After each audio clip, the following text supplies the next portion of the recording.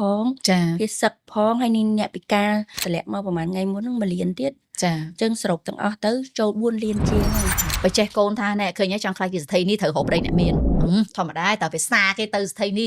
ឯងមិនបាច់ប្រឹងក៏បានណាអញ្ចឹងត្រូវប្រយ័ត្នការគិតរបស់អ្នកពេលអ្នកនៅម្នាក់ឯងត្រូវប្រយ័ត្នការនិយាយរបស់អ្នកនៅពេលអ្នកនៅច្រើនខ្លាយជាភរិយារបស់ថៃគេមើលយើងចិត្តល្អចិត្តសប្បុរសយើងទុនភ្លុនបីតអ្នកបំរើរត់តុកអ្នកសុំទានអ្នកអីហ្នឹងក៏យើងល្អមួយគេស្រឡាញ់យើងកន្លែងហ្នឹងបងជំរាបសួរចាខ្ញុំរំភើបតិចណាបងបើថាក្រុមការងារខ្ញុំរំភើបខ្លាំងតាំងពីម្សិលមិញគាត់ដឹងថាថ្ងៃហ្នឹងបងឯងមកថតនៅ office ខ្ញុំបងខ្ញុំស្គាល់បងឯងបានតែ3 4ចំណុចខ្ញុំខំប្រឹងស្រាវជ្រាវដែរប៉ុន្តែរកឃើញស៊ើបបានតែប៉ុណ្្នឹងខ្ញុំដឹងថាបងឯងឈ្មោះសុភាបុត្រឈើក៏ឆ្នាំ1979នៅកំពង់ធំរៀនផ្នែកគណនេយ្យធ្លាប់ធ្វើការនៅលើ Royal ធ្លាប់ជាជំនួយការផ្ទាល់របស់លោកវិជ្ជបណ្ឌិត Bia Richner មានគ្រួសារជាជនជាតិអាល្លឺម៉ង់ហូសនៅអាល្លឺម៉ង់ឥឡូវហ្នឹងគេហៅបងនៅលើបណ្ដាញសង្គមថាសេដ្ឋីនេះចិត្តធរដោយសារតែជំនួយយ៉ាងច្រើនដែលក្នុងហ្នឹងខ្ញុំក៏បានទទួលដែរទៅលើបងប្អូនជនភៀសសឹកយើងប៉ុន្តែតាមពិតបងជួយស្រុកខ្មែរហ្នឹងមិនមែនក្នុងតែជនភៀសសឹកហ្នឹងតាំងពីមុនហ្នឹងទៀតអញ្ចឹងខ្ញុំមានសំណួរច្រើនណាស់ចង់ដឹងចង់ស្គាល់ពីបងបន្ថែមទៀតប៉ុន្តែខ្ញុំសូមផ្ដើមសំណួរទី1ដោយពលានយន្តហោះពីព្រោះបងមកលើកនេះគឺជាលើកទី1ដែលបងបានបត់ពិសោធន៍ចុះនៅក្នុងពលានថ្មីមានអារម្មណ៍មិនដែរបងមុនចុះហ្នឹងមើលពីលើមកឃើញចារំភើបព្រឺសវល់ហ្មងណាហើយចង់ហូរទឹកភ្នែកដូចរំភើបថាយើងមានពលានហោះថ្មីមោទនភាពសម្រាប់ប្រទេសយើងហើយនិយាយទៅ exciting ហើយឡើងដូចថាអូឡើងចង់និយាយទៅយំហ្មងមិនតែគ្រាន់ថាវាមិននេះអីថាទឹកភ្នែកលេងហើយក៏ទប់ទៅហើយចៃដនអីអ្នកគេមកសួរយកអីចឹងក៏អារម្មណ៍បន្តិចទៅក៏អូខេវិញកុំអីហ្នឹងយំបាត់ហើយដូចសំណោះប្រទេសយើងដែលបានសន្តិភាពមកវិញផងហើយយើងបានសមិទ្ធផលថ្មីរបស់ប្រទេសយើងដែរចាស្អាតអញ្ចឹងណាខ្ញុំសឹងតែភ្លេចបាត់ហើយបងព្រោះលើកចុងក្រោយដែលខ្ញុំទៅអាល្លឺម៉ង់ដូចជាយូរហើយបងប្រហែលជា15-10ឆ្នាំមុនប៉ុន្តែបើតាមខ្ញុំចាំមិនខុសទេពលានយន្តហោះយើងរាល់ថ្ងៃនេះស្អាតជាងនៅអាល្លឺម៉ង់ទៀតមែនទេបងស្អាតជាងថ្មីយើងណាស្អាតជាងហើយនិយាយទៅយើងមានគេហៅមានបុត្តាមានពុទ្ធមានធ្វើអីនិយាយទៅលយស្អាតspecial ហ្នឹងហើយចាអាល្លឺម៉ង់អីធម្មតា boring ញ៉ៃ sorry អត់រីគុណគេប៉ុន្តែគេតាមជាបត់អីបងយើងនិយាយជាភាសាខ្មែរយើងអត់បកហាមបកជាភាសាអាល្លឺម៉ង់បកក៏អត់អីដែរអូខេបងខ្ញុំចង់ដឹងបន្តិចពីព្រោះបើសិនជាស្ដាប់តាមប្រវត្តិខ្លះរបស់បងអានេះយើងនិយាយភាសាសាមញ្ញណាគឺបងបានចេញផុតពីភាពក្រីក្រคล้ายទៅជាសេដ្ឋីនេះហើយក៏រស់នៅអាល្លឺម៉ង់បានយ៉ាងសុខសាន្តប៉ុន្តែបងក៏មិនសុខសាន្តតែម្នាក់ឯងហើយនឹងក្រុមគ្រួសាររបស់ខ្លួនឯងបងក៏បន្តជួយមកស្រុកខ្មែរច្រើនដែរខ្ញុំអាចសុំបន្តិចមុនពេលដែលករណីរឿងជនភៀសសឹកនេះព្រោះនេះយើងវាបកទាំងយើងទាំងគេបងអត់មានណាគេរំពឹងទុកថាវាเป็นរឿងនឹងកើតឡើងហើយអញ្ចឹងបងបានជួយតាំងពីមុនហ្នឹងមែនអញ្ចឹងខ្ញុំចង់ដឹងថាតាំងពីបងចង់និយាយថារួចខ្លួនមកខ្លួនឯងនៅអាល្លឺម៉ង់អីរួចរាល់ហើយបងចាប់ផ្ដើមជួយស្រុកខ្មែរវិញហ្នឹងទៅលើផ្នែកអីខ្លះបងជួយលើកដំបូងបងអស់តើខ្ញុំទៅដល់អាល្លឺម៉ង់ឆ្នាំ2004កាលហ្នឹងអត់មានលុយមានអីទេពីអ្នកប្អូនស្រីរបស់ខ្ញុំបូនីតាចាគឺនឹងស្វាមីគឺគាត់តាក់តងទៅខាងមន្ទីរពេទ្យចាប្រមូលសម្ភារៈសុំគេsecond hand របស់គេគឺឆេចាគ្រឿងម៉ាស៊ីនស្អីគេដូចក្នុងពេទ្យប្រើប្រាស់ចាឧបករណ៍ពេទ្យចាមានក្រែមានម៉ាស៊ីននេះម៉ាស៊ីននោះអីចឹងទៅគេឈប់ប្រើតែនៅល្អយើងសុំគេមកប្រហែលកុងតឺន័រហ្នឹងយើងសុំគេទៅហើយដើរប្រមូលកៅអៅណាដែលគេឈប់ពាក់ហ្នឹងប្រមូលមកបត់ដាក់ស្អាតបោកស្អាតដាក់ចូលកេសវ៉ែនតាកង់អីហ្នឹងប្រមូលយកមកហើយយើងក៏អត់មានលុយខ្លួនឯងដែរទៅរាំទៅច្រៀងអីណាបងអូនស្រីខ្ញុំឡើងច្រៀងបងអូនស្រីខ្ញុំបងតាឡើងច្រៀងស្អីគេរូបអូនមិនល្អសាច់ខ្មៅស្បែកចារូបខ្មៅអីនោះចាហើយក៏បានប្រមូលលុយមកជា concert របស់ខ្មែរយើងនៅខេត្តបងនៅហ្នឹងចាហើយក៏យកទៅដាក់ផ្ញើតាមកុងតឺន័រពីអាល្លឺម៉ង់ទៅស្រុកខ្មែរដើម្បីជួយដល់ទីពេទ្យយើងចានៅលើកទី1ដល់ពេលបន្ទាប់មកទៀតមានលុយក្រោយមកទៅបាន3-4-5ឆ្នាំមុន ជួយប៉ុន្តែអត់បាយផុសអត់ដែរអត់ចេះផុសចេះអីទេរាប់រយនាក់អីទៅប្រមូលជនពិការចាស់ជរានៅភូមិក្មួយខ្ញុំធ្លាប់នៅមួយបងស្រីខ្ញុំនៅតែខ្មៅហ្នឹងបែបទៅហ្នឹងគេស្គាល់អស់ហើយឲ្យគាត់ទៅធ្វើកង់ធ្វើអីឲ្យផ្ញើឲ្យគាត់ម្នាក់2000 1000ឡើងរាប់រយនាក់ចាក៏អត់ដែរបានផុសដែរគាត់ថាប្រមូលទាំងអស់មកសរុបទៅប៉ុណ្ណឹងអញ្ចឹងណាចាហើយបើបន្តទៀតក៏ចាប់ដើមជួយបន្តនៅពេលដែលលទ្ធភាពយើងកាន់តែច្រើនលុយយើងមានកាន់តែច្រើនក៏បន្តជួយបានជួយលុយផ្ទាល់ខ្លួនទេអត់មានមកពីណាទេពីអ្នកប្តីសុំប្តីថាបងខ្ញុំចង់ជួយដល់ប្រទេសកម្ពុជាខ្ញុំប្រជាជនខ្ញុំគាត់ខ្វះខាតពិការអីចឹងណាចាដល់បងផនផាឡាកូនកំព្រាអញ្ចឹងទៅចាហើយចង់ជួយហ្នឹងជួយតាំងពីចិត្តចង់តាំងខ្ញុំនៅក្មេងថាមានតិចតួចអីអ្នកសុំទានអីចាស់ជរាអីចឹងណាដឹកកង់ឃើញគាត់ដើរអីច្រត់ចឹងទៅដឹកកង់តាំងពីភូមិមួយទៅភូមិមួយចឹងទៅអាហ្នឹងចិត្តយើងជួយដោយអត់ចង់បានអីដោយស្រឡាញ់អាណិតឲ្យឃើញចាស់អីគ្រាអីហ្នឹងចរិយាអីហ្នឹងអ្នកសុំទានអីហ្នឹងអាណិតអីចាតិចច្រើនឯងជូនគាត់អីអាហ្នឹងចិត្តយើងតាំងពីកើតពីមកទូចមកអញ្ចឹងហ្មងចាដល់ឥឡូវដែលយើងមានឱកាសហើយព្រោះយើងធ្លាប់ពីមុនមកអត់យើងធ្លាប់លំបាកកំសត់អញ្ចឹងយើងដឹងថាពេលដែលមានអីមួយជួយយើងឲ្យយើងអ្នកណាឲ្យយើងអីមួយសប្បាយចិត្តណាស់រីករាយណាស់យើងធ្លាប់វេទនាអញ្ចឹងដល់ពេលឥឡូវយើងជួយចែករំលែកសេចក្តីសុខអ្វីដែលយើងមានហ្នឹងទៅអ្នកដែលគាត់កំពុងខ្វះខាតអញ្ចឹងខ្ញុំដឹងថាគឺខ្ញុំមានក្តីសុខបំផុតដែលបានខ្ញុំជួយដល់អ្នកដែលគាត់កំពុងខ្វះខាតចាអានឹងត្រួសពីមុនមកឥឡូវយើងគិតពីថ្មីនេះវិញពីព្រោះនៅពេលដែលយើងមានការឈ្លានពានពីប្រទេសជិតខាងទេសៀមត្មងទៅមានការឈ្លានពានពីសៀមមកហ្នឹងលើកទី1ដំបូងអាហ្នឹងមកប្រាវអញ្ចឹងទៅពេលរួចស្រាប់តែខែ12ហ្នឹងមកហត់តែធ្ងន់អញ្ចឹងយើងឃើញមានចំនួនបងប្អូនជនភៀសសឹកយើងហ្នឹងក៏ច្រើនអញ្ចឹងយើងមានអ្នកគាត់បង្កើតជាមូលនិធិចាភ្លាមហ្មងដុតដៃដុតជើងគ្រប់គ្នាហើយក៏យើងមិនដឹងថាប្រមូលបានប៉ុន្មានដែរបន្ទាប់មកទៀតដូចខ្ញុំជាដើមអញ្ចឹងខ្ញុំអត់ធ្វើជាមូលនិធិទេពីព្រោះដោយសារតែពួកខ្ញុំមានកម្លាំងតិចកូនខ្ញុំនៅទូចហើយពួកយើងអត់មានលទ្ធភាពយើងធ្វើតាមលទ្ធភាពរបស់យើងដែរយើងក៏អត់បានរបៀបថាដូចអង្ការលើកទី1យើងហែកអង្គានតិចតួចដែរលើកទី2នេះពួកខ្ញុំហែកអង្គានក្នុងចំណោមគ្នាឯងបាទអ្នកស្គាល់គ្នាលុយក្រុមហ៊ុនខ្ញុំខ្លះអញ្ចឹងទៅប៉ុន្តែក្រោយមកគឺខាងបងតាក់តងមកចង់ជួយ 10000 ហើយក៏ទទួលដៃ10កាលហ្នឹងចាប៉ុន្តែមិនតែខ្ញុំទេខ្ញុំឃើញច្រើនណាស់អ្នកដែលទទួលពីបង 10000 20000បើអ្នកខ្លះ 3-40000អីចឹងទៅតាមហើយពេលខ្លះបងជួយទៅ direct ចឹងបងអាចសង្ខេបតិចបានទេបងអាចចាំបានអត់ថាចំនួនដែលលុយដែលបងបានជួយនឹងប្រហែលដែររហូតដល់ពេលបច្ចុប្បន្នហ្នឹងក្នុងប្រទេសយើងមួយរយៈខ្លីហ្នឹងគឺចូលអត់ទាន់អស់ហើយណាចាតំផ្ញើតម្លាក់មកប្រហែលថ្ងៃមុនហ្នឹង1លានទៀតចាចឹងសរុបទាំងអស់ទៅចូល4លានជាងហើយវ៉ាវចាសុំសម្លេងតែដៃមួយបែបស្ងាត់នៅពេលដែលបងដកលុយមកច្រើនអញ្ចឹង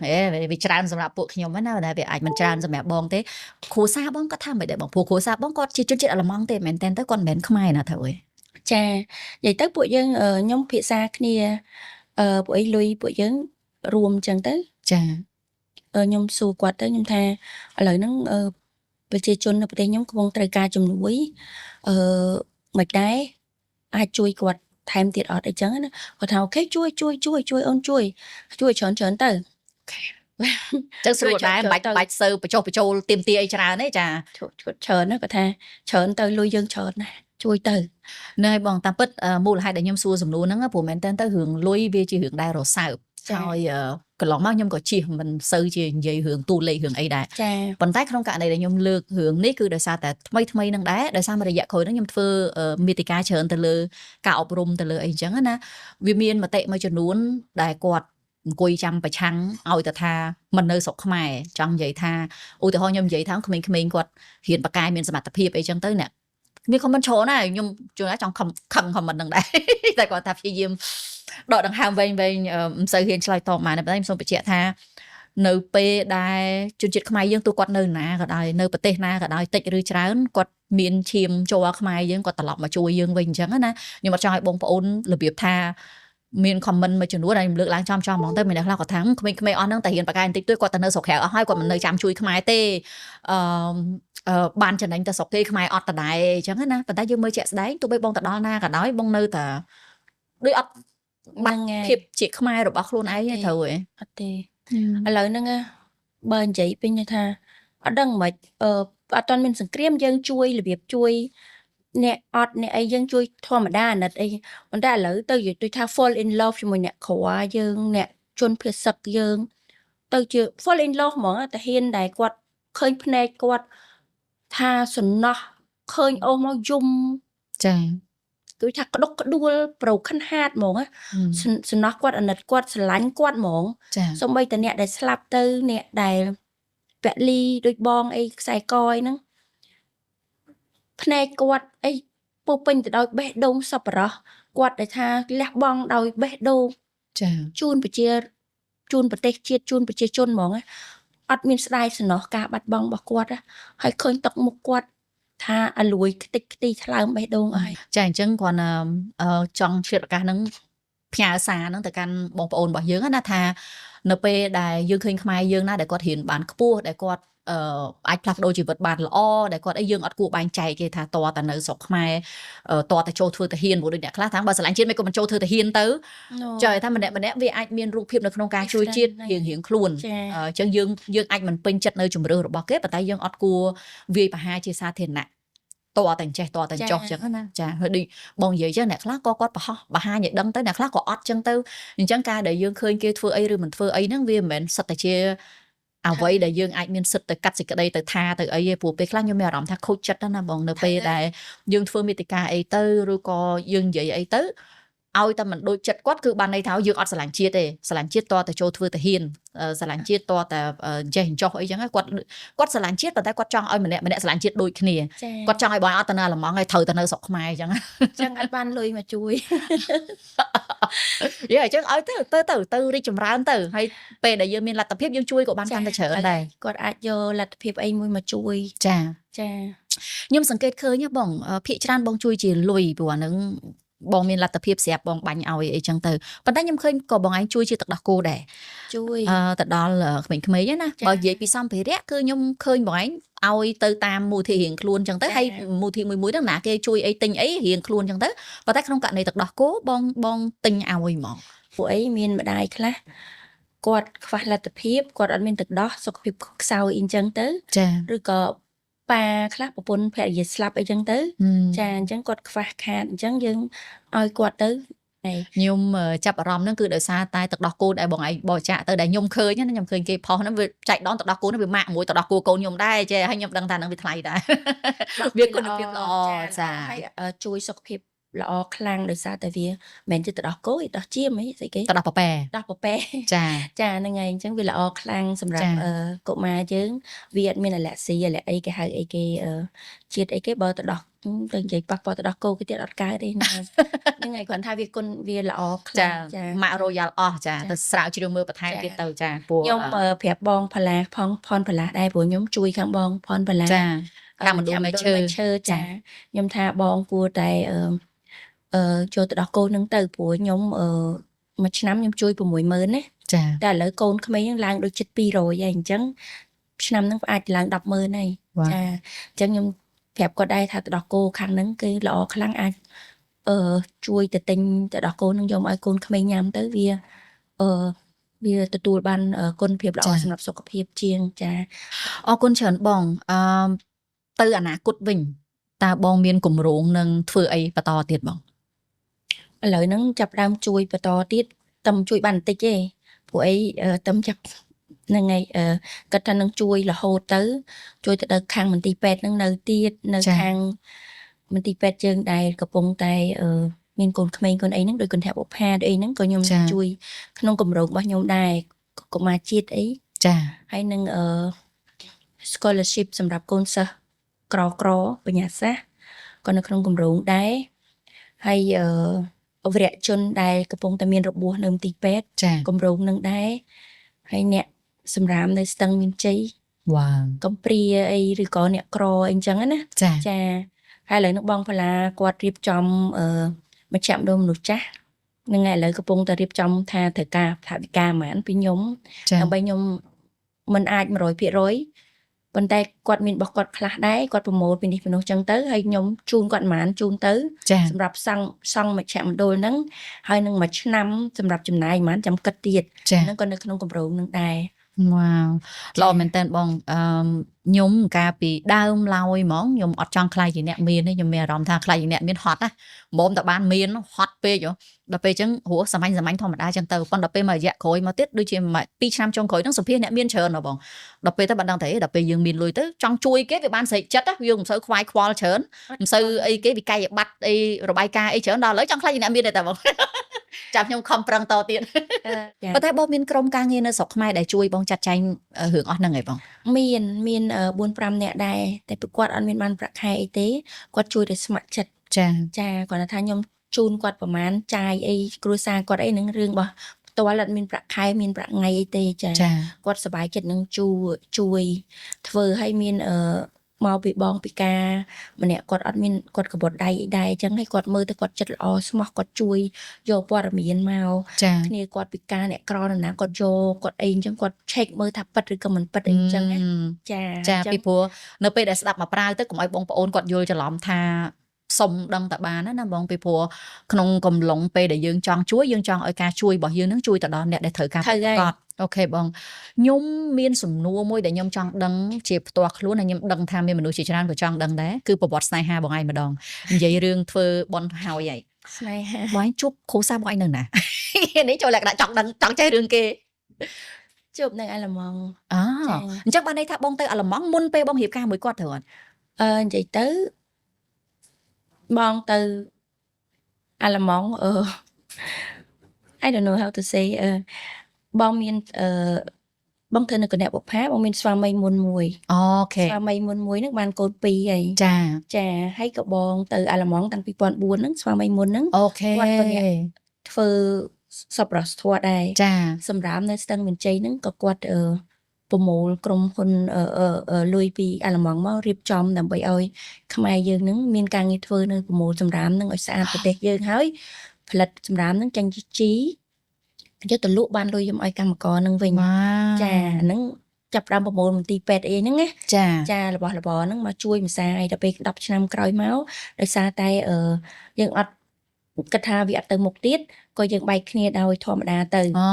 ចាដល់ខ្ញុំនៅអាល្លឺម៉ង់ម្នាក់ឯងតស៊ូមានចំកូនចំអីពីរហ្នឹងទៅគាត់ក៏ចំអីហ្នឹងតែយើងអត់មានជាអ្នកហោហីអីទេតែដល់ពេលអ្នកស្វាមីក្រោយហ្នឹង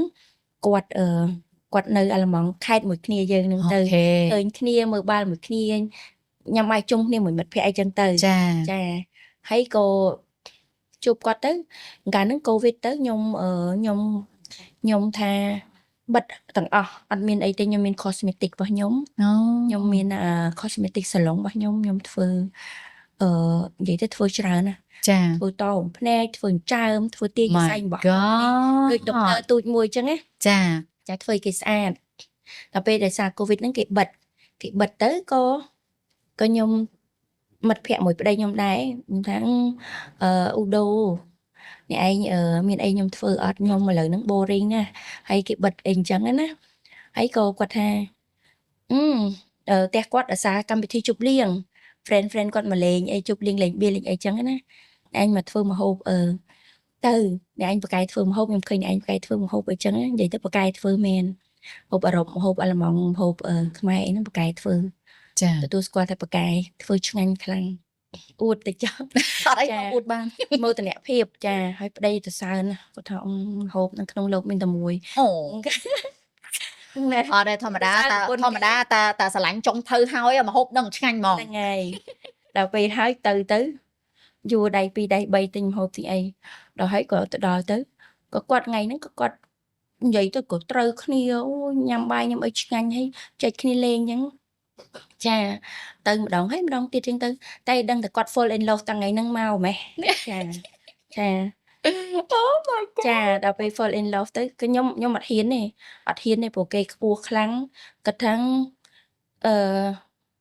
យើងស្រីខ្មែរអត់បានទេយើងចាអត់ញញ៉ៃទេធ្វើចរិតយើងថ្លៃធ្នូណាអត់ឲ្យភ្នែកឲ្យមាត់ឲ្យកអីច្រើនទេថ្លៃធ្នូ ធ្វើមហូបឲ្យទៅផ្ទះវិញគេគាត់នៅយូរអីហ្នឹងអត់ហ៊ាននៅទេ ចា ដល់មកខ្ញុំទៅពុបហើយគេហៅមកវិញបានមកវិញថ្ងៃណាធ្វើមហូបទៀតទៅវិញទៀត ចា អត់ message អីញញ៉ៃអត់ទេ ចា តាមពិត តែពិតចិត្តក៏លួចស្រឡាញ់គេដែរ ហ្នឹងហើយពេញចិត្តទៅដែរប៉ុន្តែយើងថ្លៃធ្នូហ្នឹងហើយអត់ហ៊ានអត់ញញ៉ៃទៅដល់គាត់ឃើញយើងមើលយើងទៅថានិយាយត្រូវគ្នាយើងល្អយើង slot boat យើង friendly ហើយមហូបយើងក៏ឆ្ងាញ់គាត់ចង់បានអ្នកធ្វើមហូប forever អញ្ចឹងទៅ អូ ហ្នឹងហើយក៏មានការ ខ្ជិលមកធ្វើម្ហូបម្ដងបងលុយម្ដង ហើយដល់ពេលយូរមកលែងឲ្យលុយ លើកមុនមកឲ្យលុយរហូត ចា យូរទៅលែងឲ្យអីខ្ញុំថាពូនេះចេះម៉េច business តាំងអញ្ចឹងឡើងហ្នឹងហើយដល់ហៅទៅកាន់ចាប់ដើមស្រឡាញ់គ្នាមុនដំបូងគេចូលចិត្តអញ្ចឹងណា fall in love ចូលចិត្តតែពេលឥឡូវនៅយូរគ្នាមួយគ្នារាប់ឆ្នាំទៅ 4-5 ឆ្នាំទៅជាស្រឡាញ់ទៅ ចា គឺយល់ចិត្តខ្លាំងជឿជាក់ខ្លាំងអញ្ចឹងរត់ទៅស្រឡាញ់លើដើមណា វ៉ា ចា វ my ជឿ god ជាក់លើគ្នាឥឡូវហ្នឹង everything ហ្នឹងគឺចាយើងចង់បានអីសូម្បីតែយើងគិតចង់បានអីក៏គាត់យកមកឲ្យយើងអត់ទាន់ថាបានហើយ ចា ហ្នឹងហើយ អូខេ វាដូចគេហៅអីគេ soulmate ណា soulmate ចា និយាយស្មោះត្រង់ហ៎បងឯងដូចជាភ្ញៀវទី1ឬតែម្នាក់គត់ដែលខ្ញុំសម្ភាសដោយអត់មានស្គាល់ប្រវត្តិសោះព្រោះកន្លងមកនៅពេលដែលខ្ញុំសម្ភាសមួយភ្ញៀវតខ្ញុំស្គាល់ប្រវត្តិខ្ញុំដឹងថាមិនអីមិនវិញគឺខ្ញុំមកងឹតឈឹងហ្មងគឺខ្ញុំស្រាវជ្រាវខ្ញុំរកឃើញព័ត៌មានតែ2 3ចំណុចដែលខ្ញុំនិយាយពីដំបូងអញ្ចឹងណានៅពេលដែលខ្ញុំបានឮរឿងហ្នឹងហេតុតែបានខ្ញុំសួរសំណួររឿងប្រវត្តិស្នេហាណាបងដោយសារអញ្ចឹងបងដោយសារបងជាសទ្ធីនេះខ្ញុំដឹងថាមនុស្សភាគច្រើនចាប់អារម្មណ៍បងដោយសាររឿងលុយហើយខ្ញុំទទួលស្គាល់ថាលុយបងពិតជាមានឥទ្ធិពលល្អមែនតើបងតាមស្ដាប់បងពេលដែលយើងមានលុយអីចឹងទៅប៉ុន្តែខ្ញុំអត់ចង់ឲ្យក្មេងៗស្រីៗឬក៏ឪពុកម្ដាយអ្នកដែលមានកូនស្រីៗបើចេះកូនថាណែឃើញហើយចង់ខ្លាចជាសទ្ធីនេះត្រូវរកប្តីអ្នកមាន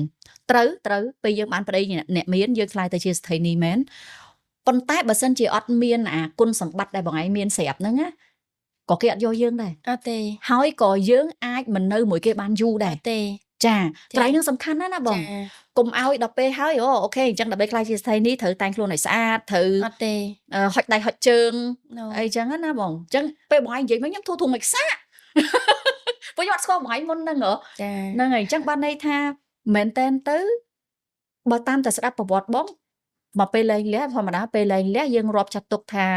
ជាការបរាជ័យក្នុងជីវិតមួយហើយកូវីដទៀតហាងបិទទៀតអញ្ចឹងតាមពិតបងឯងមិនមែនវឹបឡើងសទ្ធិនេះភ្លាមណាត្រូវទេ ត ស៊ូតាតស៊ូខ្លាំងនៅស្រុកគេហ្នឹងខ្ញុំទៅដល់ពេលដែលលែងលះហើយលុយ1រៀលក៏ខ្ញុំអត់មានដែរ ចា ហើយខ្ញុំចាប់ដើមថា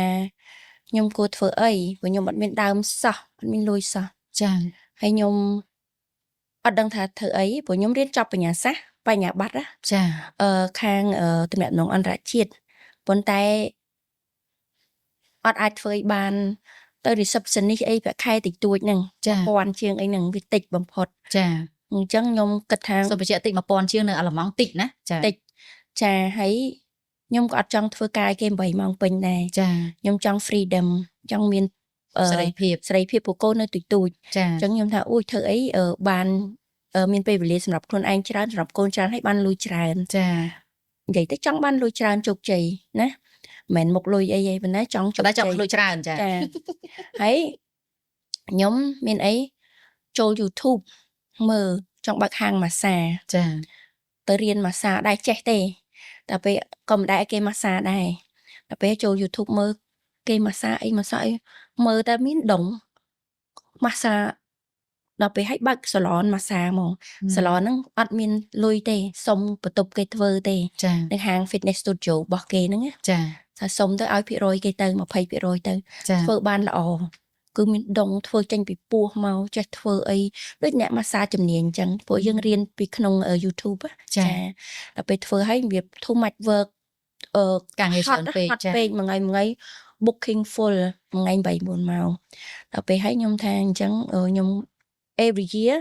ខ្ញុំចង់ update ខ្លួនឯងឲ្យរៀនបន្តទៀតឲ្យចេះបន្តទៀតឲ្យមាន qualification តទៀត ចា ក៏ខ្ញុំថា ជំនាញថែមទៀតចា ហ្នឹងហើយរៀនធ្វើអញ្ចើមបាក់អញ្ចើមនេះគេហៅអីគេធ្វើ